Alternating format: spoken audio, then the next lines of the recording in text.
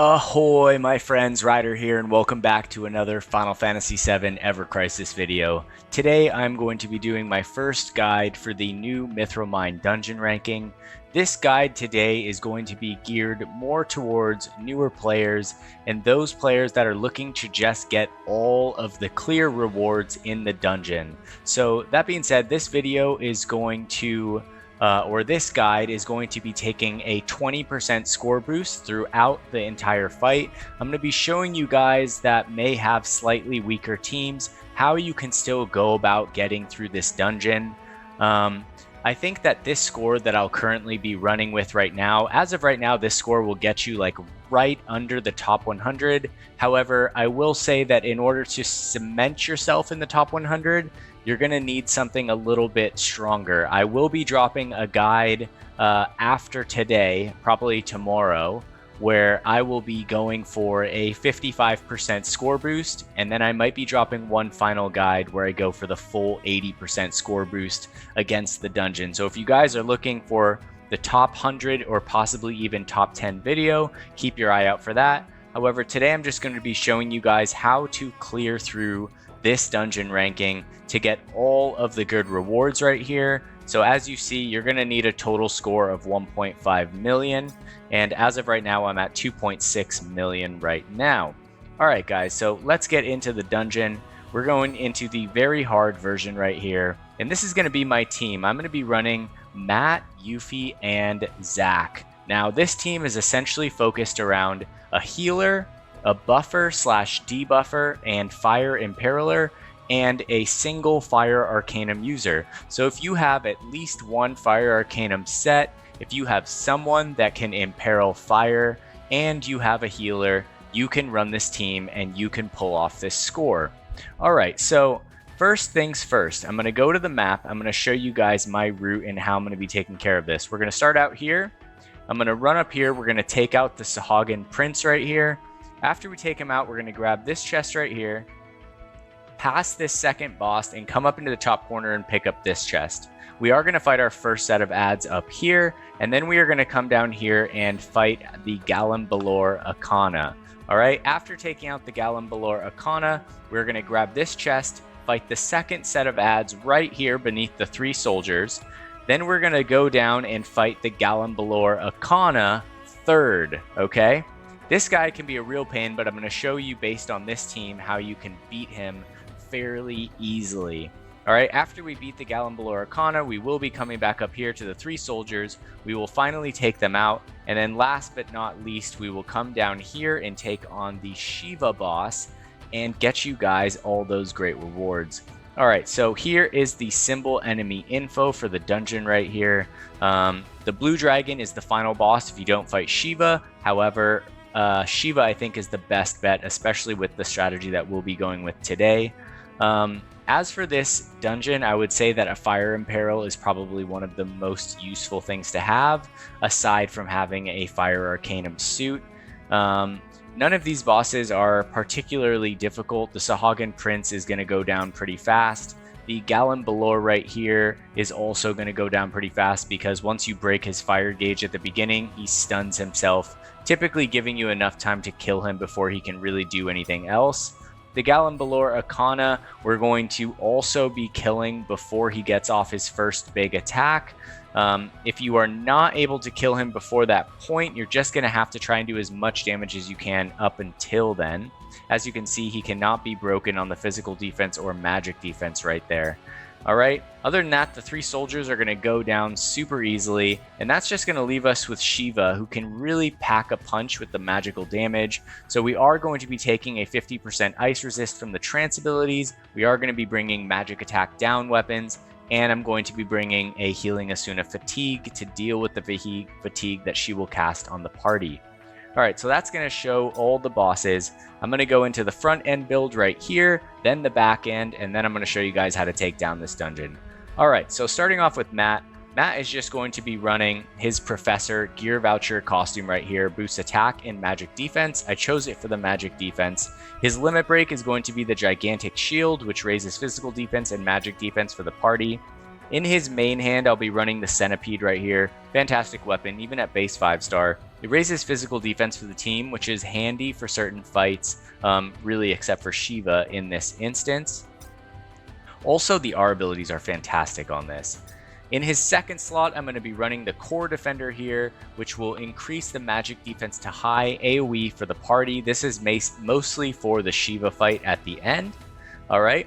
Now going into Yuffie, she is basically running as a pure buffer slash debuffer. So we have the buff debuff costume on. She is running Ifrit's Hellfire summon right here, which is honestly, this entire fight is kind of based off doing summons.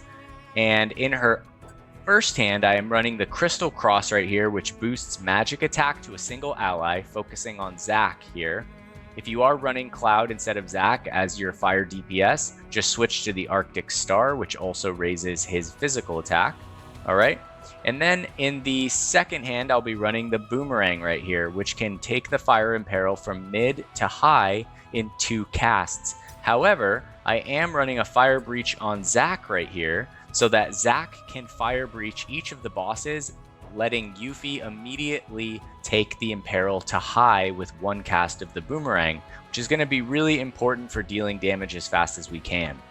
Alright, other than that, we have Zac Fair over here running his Fire Arcanum costume. I am running the Crimson Flare Ifrit and Bahamut ability. If you guys don't have it at level 5, bring it at level 3, bring it at level 2. It's still going to work great. It's still going to give you a fire potency up, and it's still going to boost the hell out of Ifrit. Alright, also obviously running his Fire Arcanum sword right here. And then importantly, I am running Twinkling Star, which can reduce magic attack to an enemy, and this is going to be primarily used against Shiva. Alright, now for the materias here, I am running a Healing Asuna Fatigue on Matt for the Shiva fight, and then 2 Curas both on Yuffie and Zac for a little bit of backup healing just in case we need it. A D-Faith on Matt in the second slot right here to help Zac debuff Shiva. And then on Yuffie, a very important Fyra right here. She is a magic-focused character in this build. If you're running Arctic Star, make sure you equip a Fyra Blow. And then on Zac over here, the very clutch Fire Breach materia so that Yuffie can instant high Imperil on the first cast. Last but not least, the sigils, I'm running Triangle and Triangle. And then lastly on Zac, I am running X, although I don't think that I actually need anything on X right here. So I will switch over Zac's sigil right here to... Actually, I don't even think that I need to do that. I'm just going to leave that on him. We don't really get to the sigil breaks anyway, but equip all triangles, guys. All right. Now, going into the back-end stats right here, we have Matt Winsard, 63k power, 8.2k HP, 2.6k magic attack, 131 physical defense, and 155 magic defense. His healing is 2.2k, which is going to work great in this fight. His R abilities are as shown here and here for you guys to check out. Just looking at HP and physical defense there on the bottom.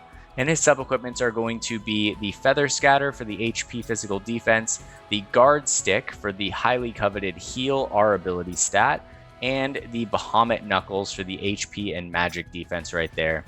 Moving over to Yuffie, she is sitting at 77k power, 7.7k HP, 3.3k magic attack, 111 physical defense, 121 magic defense. Her R abilities are as shown here, with magic attack and fire potency being the most important ones, followed by HP and magic defense right here.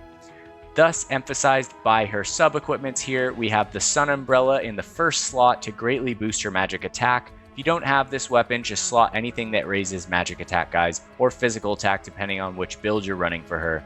I do have the Beach Parasol here for the HP magic defense, and I'm running the Protector's Blade from Sephiroth for the boost magic attack all allies and the boost magic ability potency right here. Last but not least, we have Zac Fair, 78k power, 8.6k HP, 3k magic attack, 120 physical defense, 123 magic defense. So looking pretty solid. His R abilities are as shown, with magic attack, fire potency, HP, and magic defense being the highlighted ones. Fire potency, trying to get it as high as you guys can possibly get it for these fights. I will bring this up right here so you guys can check it out. All right.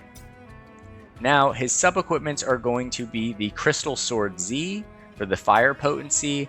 We also have the 1000 Waves right here, which boosts HP and magic defense, his one defensive sub-weapon. And last but not least, the new Carrot Sword, OB13. You guys should all have this weapon at OB10 by now.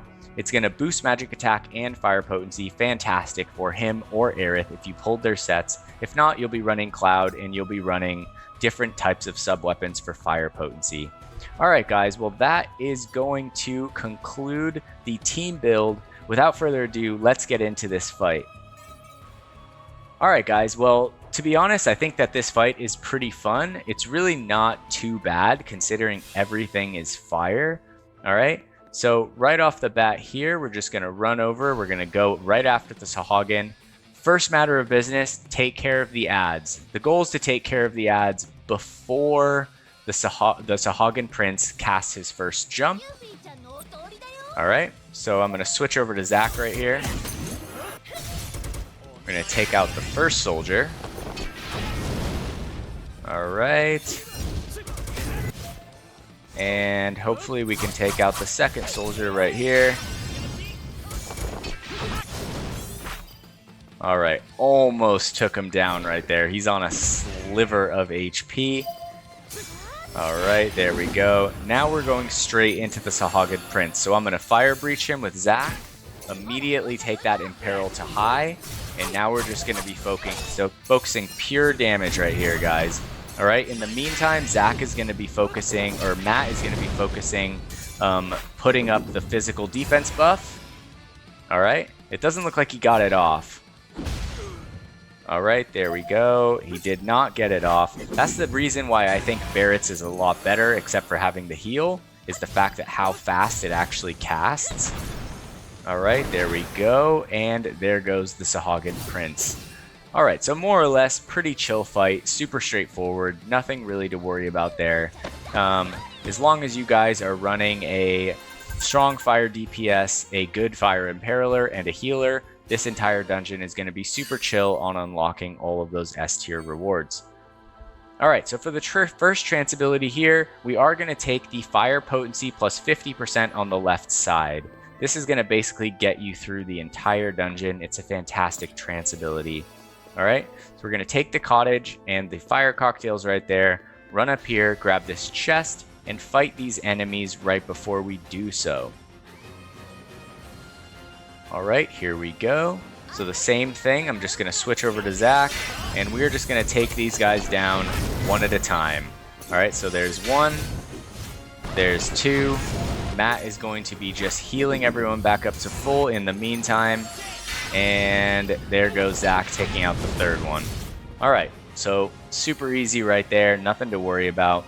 The tricky fights are the Galambalor Arcana and Shiva. Other than that, the fights are really not that difficult, guys.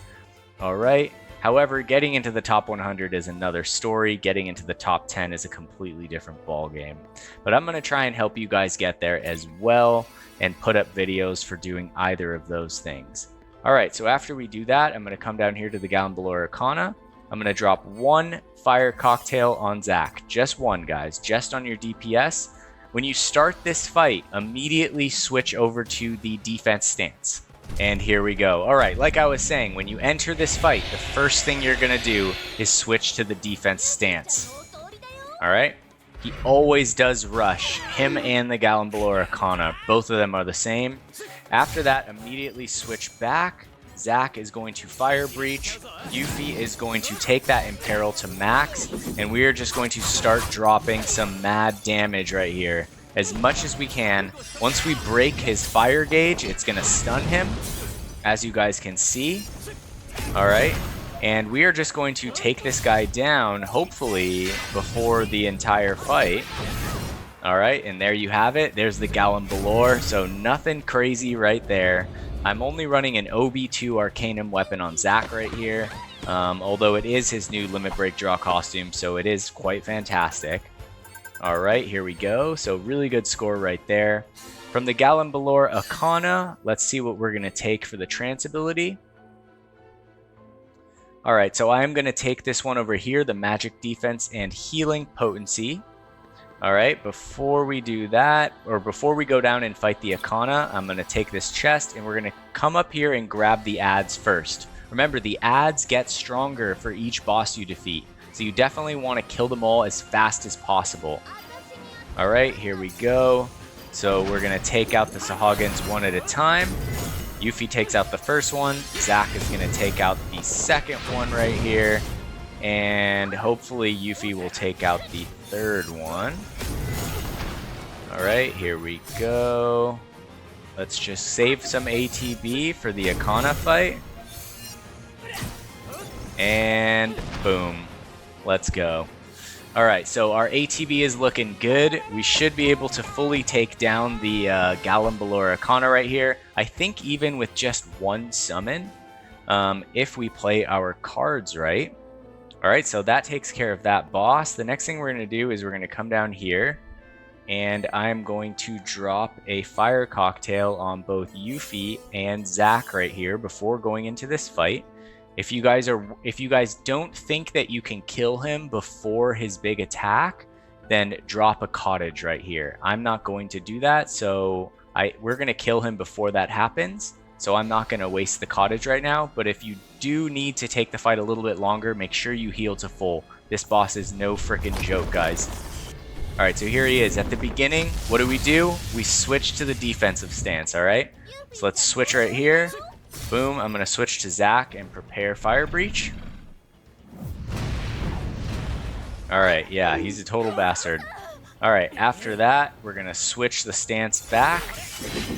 Alright, and boom, straight onto the Fire Breach right there. After that, we are going to Flurry of Steel with Yuffie. And now we are just trying to do as much damage as we possibly can right now. Alright, here we go. Hopefully we can get all of the abilities down to kill him. And now I'm just going to drop Crimson Flare and Hellfire. Alright, this is going to basically 100% take down this boss if you guys have these summons right now. Alright, so there goes the first one. Such a sick animation. I am going to watch it. Boom. Alright, so this dude is basically dead. Alright, I'll skip through Ifrit. We've all seen him a bunch of times. Alright, there you guys have it. Second hardest boss in the dungeon, flattened.